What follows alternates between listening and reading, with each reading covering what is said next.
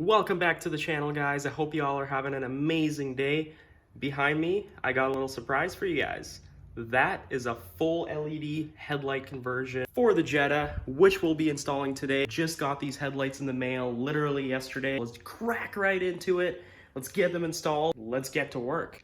Okay, so as you guys can see, this is how the Volkswagen sits as of this very moment. These garbage halogen headlights with the halogen DRL lamps, as you guys can see, and then you also have the halogen low beam and halogen high beam lights.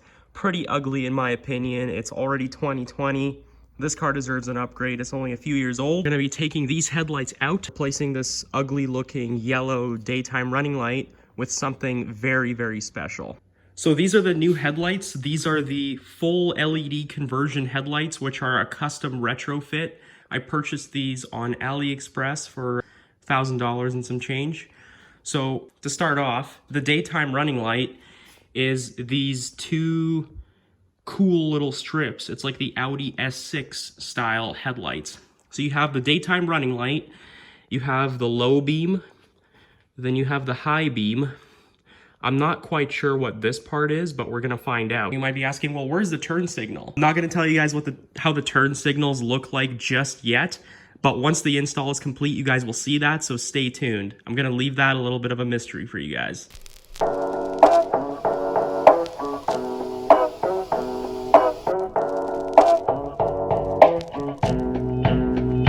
Okay, so hood's open. This is how the stock headlights sit. Headlight bracket, which needs to be removed. I believe it's a T30 Torx, and then you have a T25 Torx down there to remove the headlight bracket also. And then once you go into the fender well, you have 1, 2, and then there's a small one right here, also T25, that needs to be removed. And then you got the same bolt down there as well.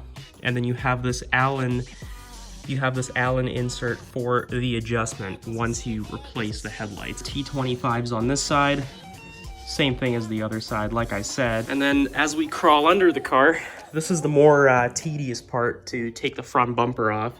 You got underneath, where the hell are they? Oh, here we go. So you got these T25s also to take off, and there's one, 2, 3,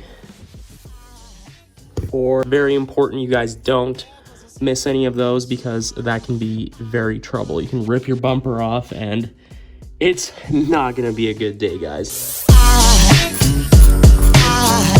There goes a sight from my soul.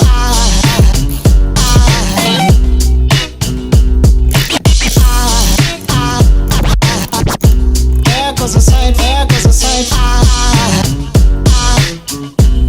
Bolts for this guy are out.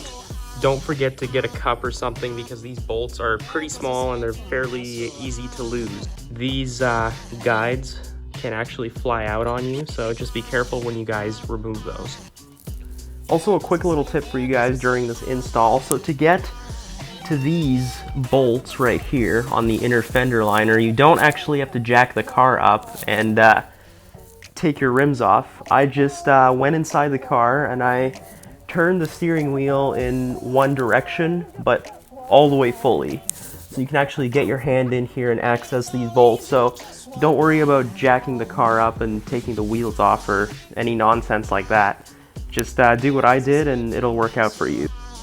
Alright guys, so I just completely removed the front bumper assembly. I'm not gonna lie guys, I was super nervous taking the grill clips off, which are right here, that go into the body frame. I was super nervous to take those off and I was sweating like hell, and I'm not gonna lie, it took me a good like 40 minutes to actually like work up the courage to remove it, because I didn't want to break anything, because if I do, then I'm gonna need a whole new bumper and you already know the deal. This is the bolt that the front bumper was covering, so you guys have to undo this bolt. There's another one of those T30 right there and right here. And then after you remove those bolts, there is an electrical connector, which you'll guys see right there. You want to grab like a small flathead screwdriver, push down on the tab that secures it. That's all you have to do.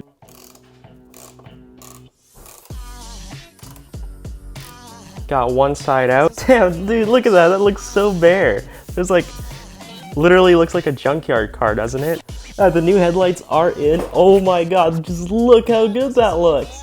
That looks so good, guys. I'm so excited. Just look at that. I haven't even plugged them in, but that looks so sick.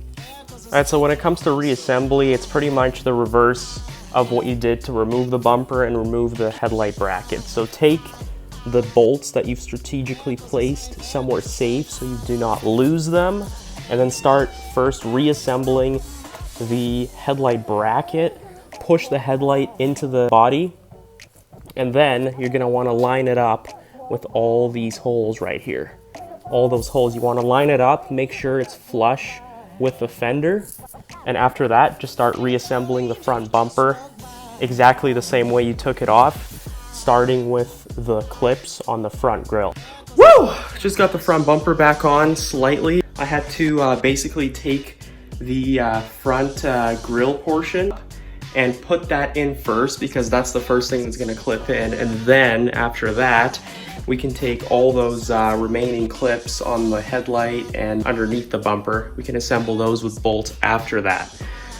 But the most important thing is to get the grille clips attached first. This is the final moment of truth here. We're gonna see what the headlights look like. And don't forget what I told you guys about the turn signal. I'm so pumped. Okay, that's enough talk. Let's see the result.